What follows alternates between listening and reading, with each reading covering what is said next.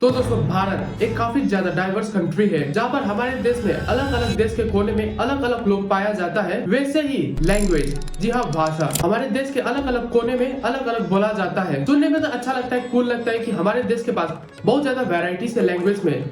जी हाँ, हमारे देश में लगभग 121 लैंग्वेजेस है जिसमें से 270 मदर टंग है एंड और इंडियन कॉन्स्टिट्यूशन के अनुसार हमारे पास 22 लैंग्वेज है जो हम ऑफिशियल यूज कर सकते हैं। बट इतना ज्यादा लैंग्वेज होने के बावजूद भी रियलिटी तब पता चलता है जब हम अपने स्टेट से बाहर निकलकर किसी ऐसे स्टेट पर हम जा पहुंचते हैं जहां पर ना तो हम वहां का लैंग्वेज को समझ सकते हैं और ना तो हम इवन कॉमन लैंग्वेज में बात कर सकते हैं। अगर हम नॉर्थ इंडिया में देखें तो वहां पर कई सारी स्टेट है जहां का लैंग्वेज बिल्कुल ही अलग है, बट सभी नॉर्थ स्टेट एक कॉमन लैंग्वेज में कम्युनिकेट कर सकते हैं। जी हाँ, हिंदी। जी हम ये बोल सकते हैं कि हिंदी लैंग्वेज हमारे पूरे देश में नहीं बल्कि नॉर्थ इंडियन का एक कॉमन लैंग्वेज है। जी हाँ, मैं ये इसलिए बोल रहा हूँ क्योंकि नॉर्थ इंडिया में हम लोग एक लैंग्वेज हिंदी पर कम्युनिकेट कर सकते हैं, बट अगर साउथ में जाए तो वहाँ पर हिंदी कुछ गायब सा हो जाता है। मतलब कि साउथ इंडिया में हिंदी कॉमन लैंग्वेज नहीं है एंड ना ही साउथ इंडियन स्टेट के पास एक कॉमन लैंग्वेज है। जैसे नॉर्थ इंडिया में बिहार, झारखंड से लेकर लद्दाख से लेकर नॉर्थ ईस्ट तक पूरी जगह हिंदी बोला जाता है, चाहे वो टूटा फूटा हिंदी क्यों ना हो, बट कम से कम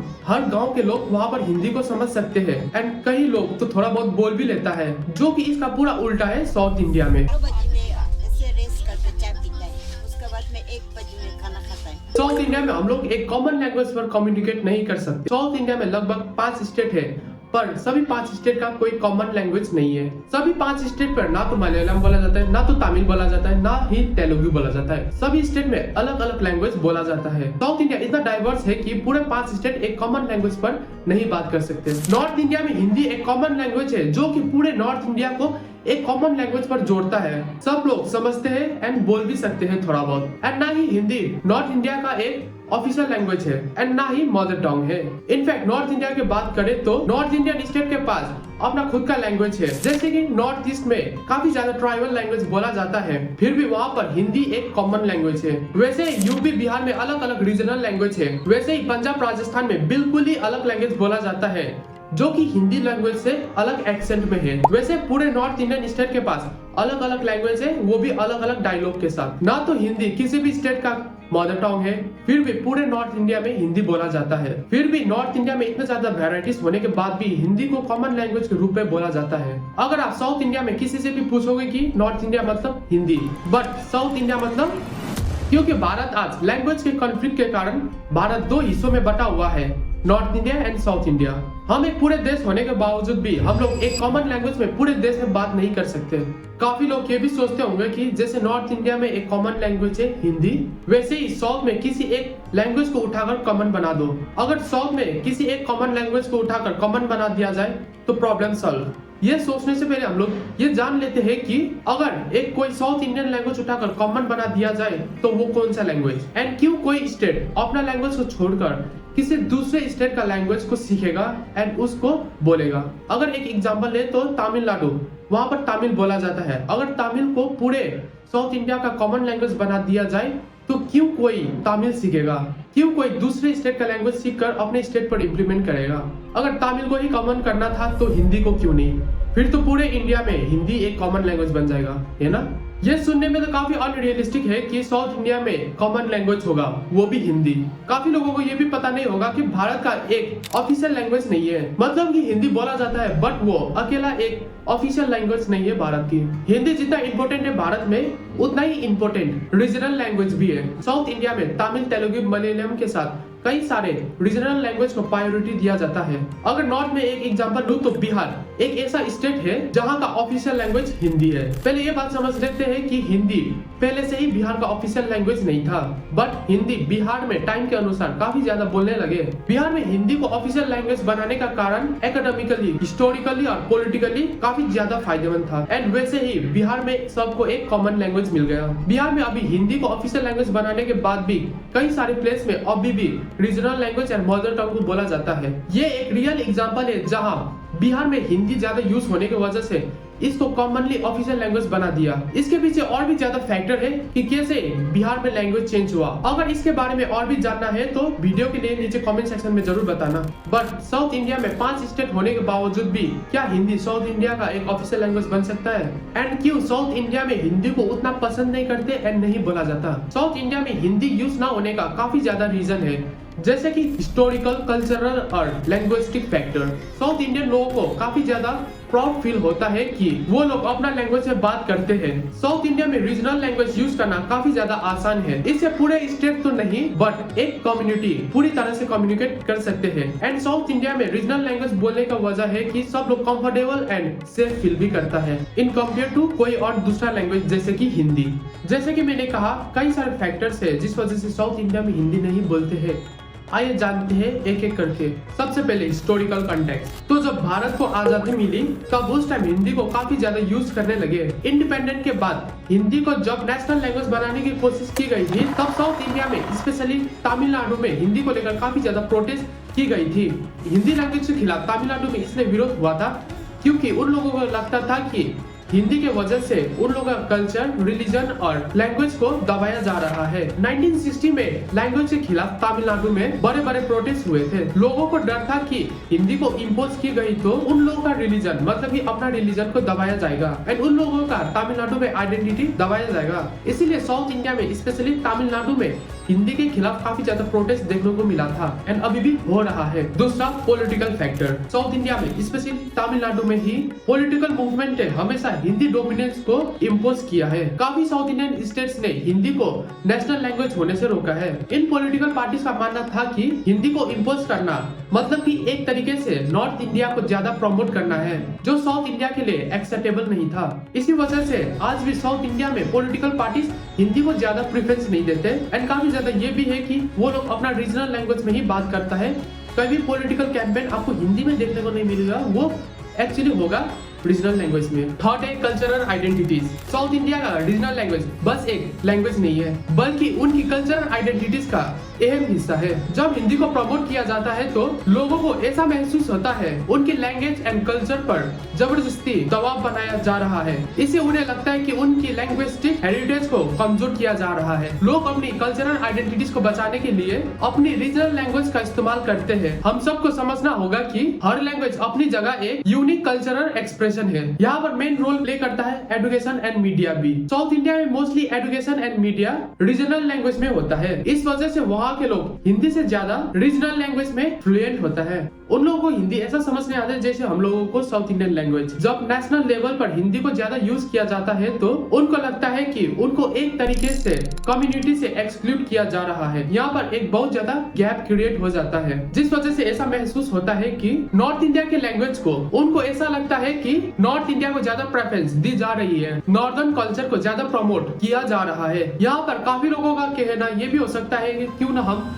लैंग्वेज ही सीख ले। लैंग्वेज सीखने में कौन सी बड़ी बात है? आजकल लोग इंग्लिश जैसी लैंग्वेज बहुत आसानी से सीख जाते हैं। ये कहना सही रहेगा कि आजकल लोग इंग्लिश अपने बुक से ज्यादा वेस्टर्न वेब सीरीज देखकर सीख रहा है। ऐसे ही अपना रीजनल लैंग्वेज सीखना कौन सी बड़ी बात है? ऐसे ही सेम हिंदी सीखने के लिए साउथ इंडियन लोग सेम कर सकता है। बट यहाँ पर मेन प्रॉब्लम ये आ जाता है कि यहाँ पर लोगों का इंटरेस्ट मतलब पर्सनल इंटरेस्ट। किसी को लैंग्वेज सीखने के लिए हम लोग फोर्स नहीं कर सकते। लैंग्वेज सीखने के लिए लोगों को पर्सनल बेसिस पर इंटरेस्ट होना चाहिए। इन केस आपको सोशल नहीं बनना है तो, अगर आपको सोशल बनना है तो एटलीस्ट आपको 3 से 4 लैंग्वेज आना ही पड़ेगा। अगर आप सोशल के उस पे नहीं हो तो आप किसी के ऊपर रीजनल लैंग्वेज थोप नहीं सकते, या फिर आप ये नहीं बोल सकते कि भाई आपको हिंदी बोलना ही है, एंड ना ही आप किसी लैंग्वेज को बॉयकॉट कर सकते हो। कभी आपने सुना है कि नॉर्थ इंडिया में साउथ इंडियन के किसी लैंग्वेज को बॉयकॉट करते हुए? नहीं ना। बट साउथ इंडिया में हमेशा हिंदी को बॉयकॉट किया है। ये जो साउथ इंडिया में लैंग्वेज को बॉयकॉट करता है, ये लोग ना तो ट्राइबल्स है ना कि कोई गांव बस्ती से लोग। ये लोग वेल एजुकेटेड है एंड डेवलप सिटी से आते हैं। ऑफ कोर्स इसके पीछे पॉलिटिकल बेनिफिट्स काफी ज्यादा है, इसलिए इसमें कई सारे पार्टीज भी शामिल होते हैं। लेकिन सोचने वाली बात यह है कि साउथ में हिंदी तो ना के बराबर बोला जाता है, बट इंग्लिश एक ऐसा लैंग्वेज है जो साउथ इंडिया में काफी लोग वाइडली यूज करते हैं। वहाँ गांव से लेकर शहर के लोग काफी ज्यादा फ्लुएंट होते हैं इंग्लिश में। बट ऐसा क्यों? एक्चुअली ऐसा नहीं है कि साउथ में लोग हिंदी को ज्यादा हेट और इंग्लिश को ज्यादा प्यार करते हैं। यहाँ पर मेरा पर्सनल मानना ये है कि काफी लोग साउथ में ऐसा भी है जो हिंदी को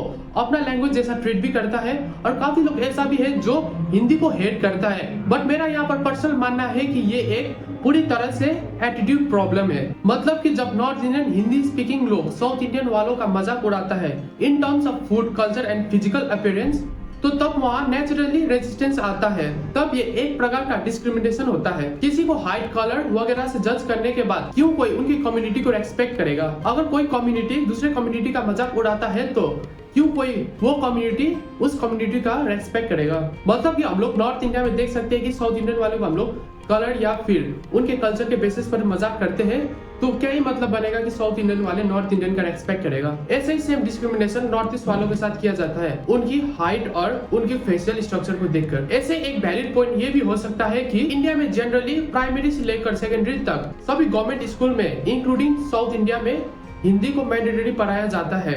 बट नॉर्थ में ऐसा एक भी स्कूल नहीं है जहाँ पर साउथ की किसी लैंग्वेज को सिखाया जाता हो। ये एक तरफ का एफर्ट कुछ खास बदलाव नहीं कर सकता, इसलिए भी साउथ इंडिया में हायर एजुकेशन हिंदी पर नहीं होता है। सिनेमास और मूवी की वजह से सिचुएशन बदल रहा है। नॉर्दर्न बेल्ट जहाँ पर हिंदी बोला जाता है वहाँ पर भी नॉर्थ इंडियन स्टेट में साउथ की मूवीज एंड सिनेमास को अप्रिशिएट किया जा रहा है। साउथ की मूवीज में क्रिएटिविटी और स्टोरी का पोटेंशियल हम सभी को दिख रहा है, इसलिए साउथ से आने वाली क्रिएटिविटी जो कि हम मूवी के थ्रू देखते हैं वो नॉर्थ को इम्पैक्ट कर रहा है। सिनेमास एंड मूवी के थ्रू एक कम्युनिकेशन डेवलप हो रहा है एक दूसरे कम्युनिटी के साथ। अगर हम एक दूसरे कम्युनिटी को डिस्क्रिमिनेट करें तो हमारी इस कम्युनिटी से ये रेसिज्म सब कभी गायब ही नहीं होगा। इसीलिए हम नॉर्थ और साउथ हमारे बीच में जो चीज कॉमन नहीं है उनको एक्सेप्ट करना सीखना होगा।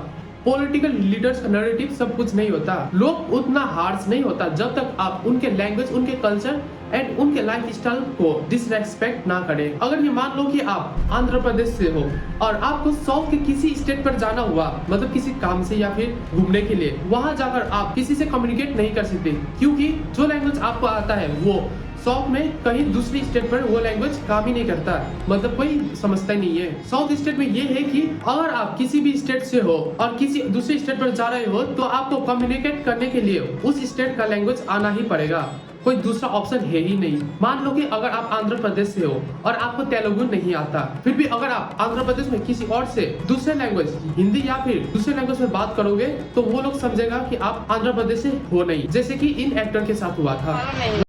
मालूम नहीं है, ನೀನ್ ಹಿಂದಿ ಮಾತಾಡೋ ಅಂತ ಹೇಳ್ತೀಯ ಮತ್ತೆ मेरे को मालूम नहीं कनाडा सर, ಮತ್ತೆ ನಾನೇನ್ ಮಾಡ್ಬೇಕು ಅದಕ್ಕೆ कनाडा मालूम नहीं मेरे को। ಅದಕ್ಕೆ ನಾನೇನ್ ಮಾಡ್ಲಿ? क्या ये काफी वियर्ड है कि साउथ इंडिया जो कि well educated and developing state है फिर भी वहाँ पर ये सब होता है। इसमें मेन फैक्टर ये भी हो सकता है कि हर स्टेट अपना लोकल न्यूज चैनल चलाता है जिसका पूरा कंट्रोल सरकार के पास होता है, जैसे हमारी ये गोदी मीडिया, मतलब कि इन लोग का पूरा रिमोट सरकार के हाथ होता है। तो आप सोच सकते हैं कि पूरे न्यूज चैनल सरकार कंट्रोल करता है तो क्या कुछ प्रोपोगंडा ये लोग नहीं फैलाता होगा। केरला एंड तमिलनाडु का एग्जांपल ले तो स्टेट गवर्नमेंट न्यूज चैनल के थ्रू मोनोपोली चलाता है एंड जो लोग गांव बस्ती में रहता है उन लोगों को मैनिपुलेट करना काफी ज्यादा आसान हो जाता है उनके लोकल लैंग्वेज में। Rajya MP T.K. Elangovan has said that Hindi makes us all Shudras and it does not do any good for the people of Tamil Nadu. Later, ये एक वीडियो है जिसे आप समझ सकते हैं कि कैसे लोगों के बीच ये पॉलिटिकल लीडर्स मिसअंडरस्टैंडिंग एंड फालतू का प्रोपेगेंडा फैला रहा है। हम लोग पॉलिटिकल लीडर्स को इतना मानने लगे कि वो लोग जो भी बोलते हैं मान लेते हैं कि बिल्कुल सच ही बोल रहा होगा। हम लोगों के पास इतना पोटेंशियल है कि हम लोग आगे जाकर जो लीडर अच्छा है उनको रखें, जो नहीं है उनको हम निकाल भी सकते हैं। अगर मान लेते हैं कि एक शब्द अगर दो लैंग्वेज से बोला जाए तो क्या उसका मीनिंग बदल जाएगा?